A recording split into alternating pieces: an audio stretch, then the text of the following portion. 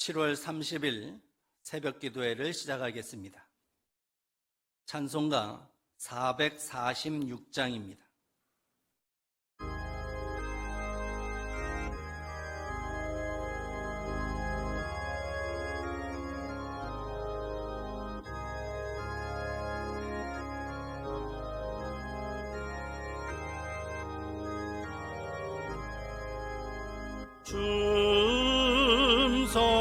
충성회에는 참 기쁨 없도다.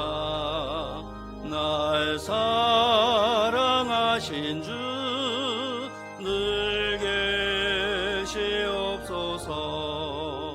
기쁘고 기쁘도다. 항상 기쁘도다. 나 주께 왔사오니 복주옵소서. 나 주께 왔으니 복주시옵소서. 주 함께 계시면 큰 시험이기네. 기쁘고 기쁘도다. 항상 기쁘도다. 나 주께 왔사오니 복주옵소서. 주 떠나가시면 내 생명 어때네.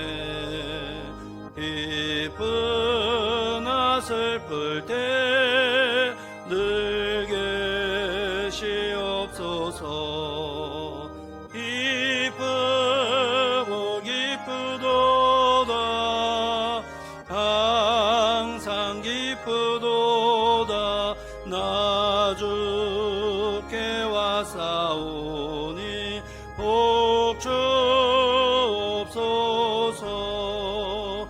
그 귀한 언약을 이루어 주시고 주 명령 따를 때 늘 계시옵소서.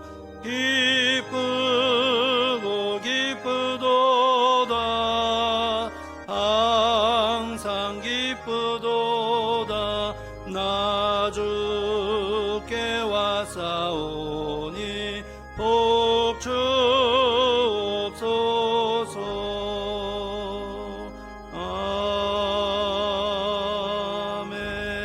아멘. 하나님의 말씀은 욥기 11장의 말씀입니다. 욥기 11장의 말씀 함께 봉독합니다.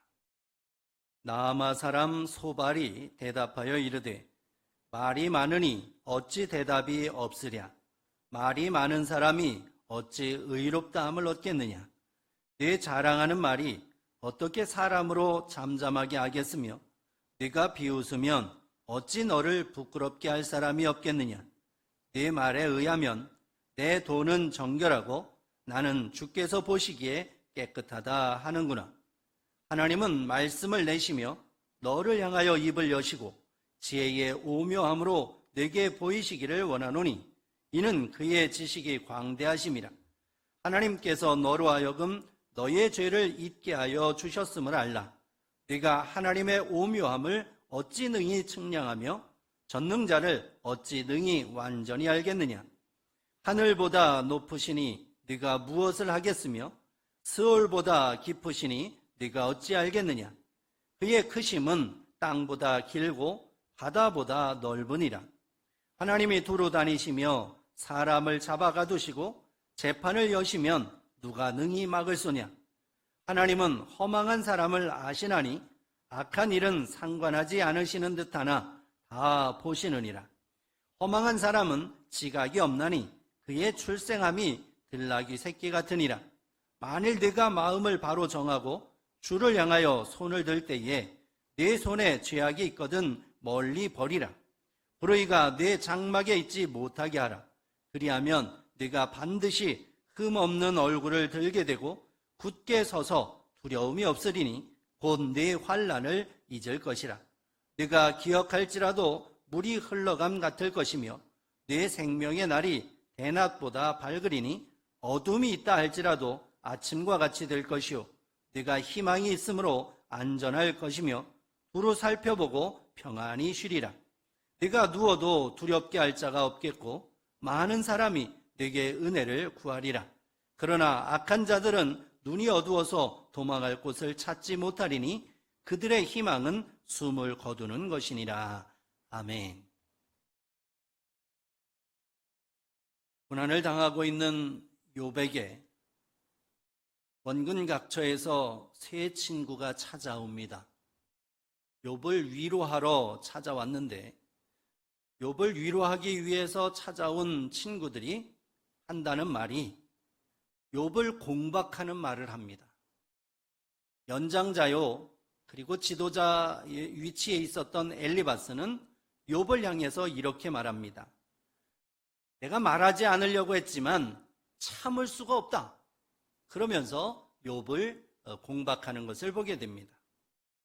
그리고 두 번째 친구인 빌닷은 욥에게 이렇게 말합니다. 너 언제까지 그런 투로 투정을 부릴래?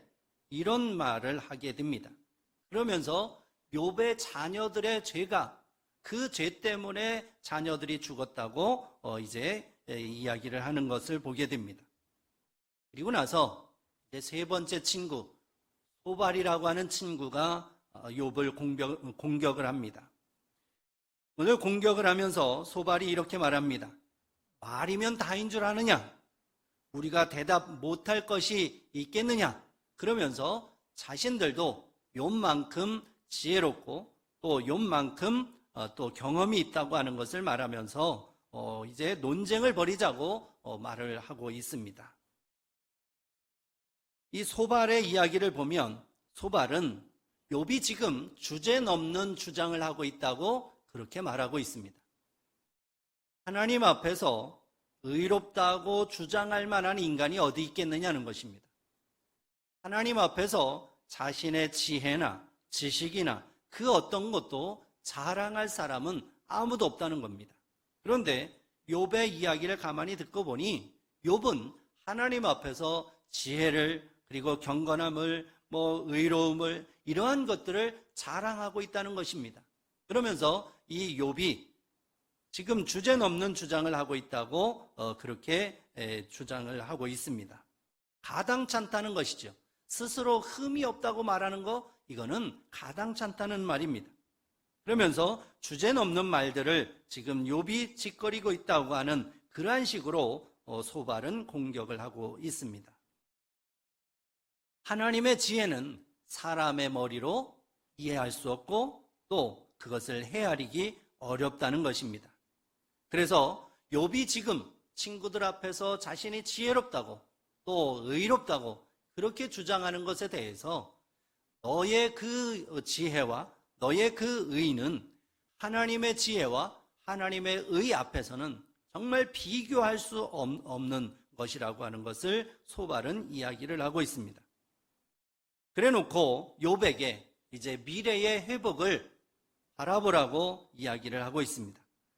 하나님 앞에 바로 서면 하나님 앞에 너의 한계를 인정을 하면 그러면 하나님께서 미래의 때에 너가 바로 서는 그때에 회복시켜 주실 거라고 하는 것을 그 가능성을 이야기를 하면서 하나님 앞에 바로 설 것을 이야기를 하고 있습니다. 그래서 이제 소발의 이야기도 가만히 보면 틀린 말이 하나도 없습니다. 다 옳은 말입니다. 시작부터 끝까지 이 소발은 정말 옳은 말을 하고 있습니다. 사실 소발의 그 주장에 따라서 우리가 지금 우리 입장에서도 봐도 우리가 뭐라고 하나님 앞에서 우리 자신을 자랑할 수가 있겠습니까? 우리의 지혜를 자랑할 수 있습니까? 우리의 의를 자랑할 수 있겠습니까? 우리의 가진 것을 자랑하겠습니까? 우리의 건강을 자랑하겠습니까? 자랑할 것이 아무것도 없습니다. 하나님의 지혜와 하나님의 또 권능과 하나님의 전능하심 앞에서 우리는 그야말로 티끌 같은 먼지 같은 존재임을 우리는 늘 기억해야 되는 것입니다. 소발이 욥에게 하는 말이 그대로 맞습니다. 지금 우리에게도 그 말이 그대로 적용이 됩니다. 그런데 이제 소발도 그렇고 빌닷도 그렇고 엘리바스도 그렇고 이 세 친구의 공통점은 뭐냐 하면은 너무 일반적인 것을 가지고 특수 상황에 적용을 하고 있다는 것입니다. 엘리바스의 주장, 빌닷의 주장, 소발의 주장, 이 인과응보적인 그 세계관을 가지고 이야기하는 그들의 말이 틀린 게 아닙니다. 다 옳습니다. 옳은 말을 하고 있습니다. 그러나 그것은 일반적인 상태에 적용할 수 있는 그러한 말들입니다. 그러나 지금 욥은 일반적인 상황 속에 있는 것이 아닙니다. 욥은 특수 상황에 놓여 있습니다. 그들이 알지 못하는 욥의 상황이 있다는 것이죠. 그들이 알지 못하는 욥의 의와 그들이 알지 못하는 욥의 경건한 모습이 분명히 있습니다. 하나님도 인정하시는 그러한 욥의 모습이 있다는 것이죠. 그럼에도 불구하고 욥에게 이 엄청난 고난이 왔습니다. 그런데 이 고난이라고 하는 것을 이 세 친구는 일반적인 기준을 가지고 일반적인 잣대를 가지고 지금 욥을 공박을 하고 있는 것입니다. 그래서 욥은 더 괴로운 거죠. 욥도 그 모든 것을 다 압니다. 인과응보적인 그 개념 다 알고 있습니다.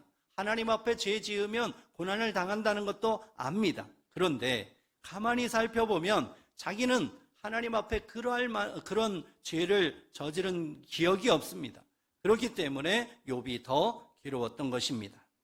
그래서 이제 엘리바스와 빌닷과 소발 이 세 친구의 공통점, 정말 일반적인 기준을 가지고 욥을 공박을 하는데 이제 그것 때문에 욥은 더더욱 괴로울 수밖에 없었다는 것입니다.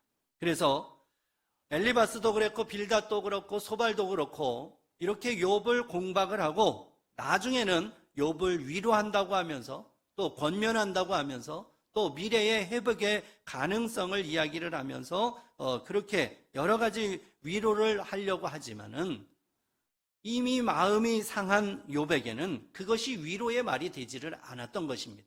너무나 괴로움 속에 빠질 수밖에 없었다는 것이죠.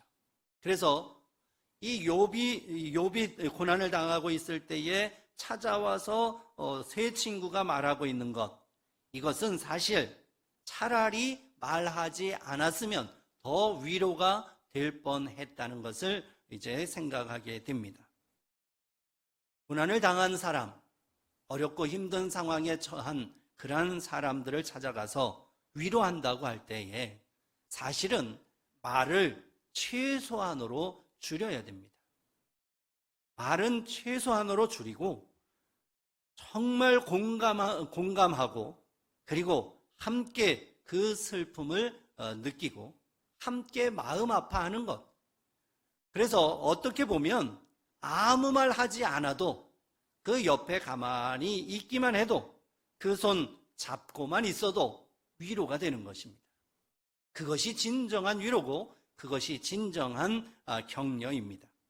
제 친구도 처음에 고난을 당하고 있는 이 욥을 보았을 때에 아무 말도 하지 못하는 그 상황 그대로 지속되면서 욥의 손을 붙잡고 함께 울고 함께 공감하고 함께 슬퍼하고 그랬다면 욥이 더 큰 위로를 받았을지도 모릅니다. 그런데 그들이 입을 열기 시작하면서 욥은 위로는커녕 더 마음이 아팠고 더 괴로웠고 더 답답했던 것을 보게 됩니다. 그래서 우리가 하루하루 살아갈 때도 때로는 우리 자신이 고난을 당할 때도 그렇고 또 고난당하고 있는 사람을 찾아가서도 마찬가지로 우리가 이 고난 중에는 사실 많은 말이 필요가 없습니다. 많은 말을 하기보다 오히려 입을 닫고 하나님을 바라보고 하나님 앞에 간구하는 그러한 시간을 가져야 되는 것입니다. 그래서 고난이 왔을 때에 입을 닫고 하늘을 바라보며 하나님 앞에 간구할 때 그때에 하나님께서 한없는 위로와 격려와 소망과 기쁨을 허락해 주시는 것입니다.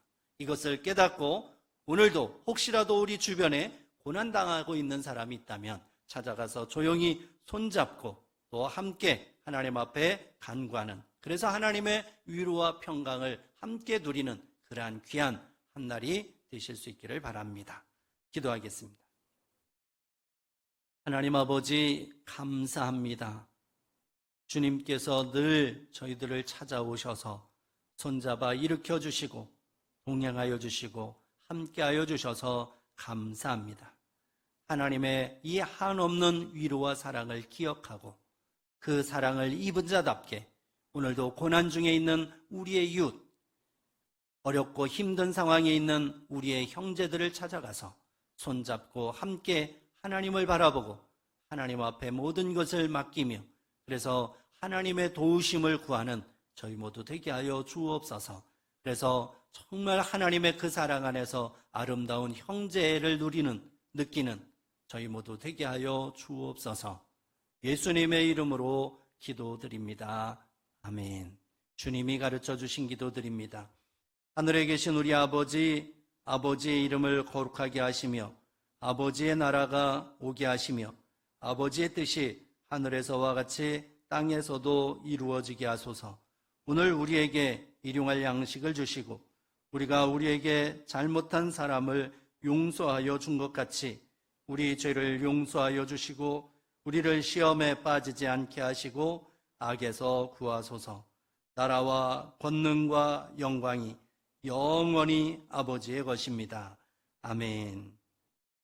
나라와 민족을 위해서, 교회를 위해서, 그리고 가지고 나온 기도의 제목 기도하시고 오늘도 믿음 안에 승리하는 여러분 되시기를 바랍니다.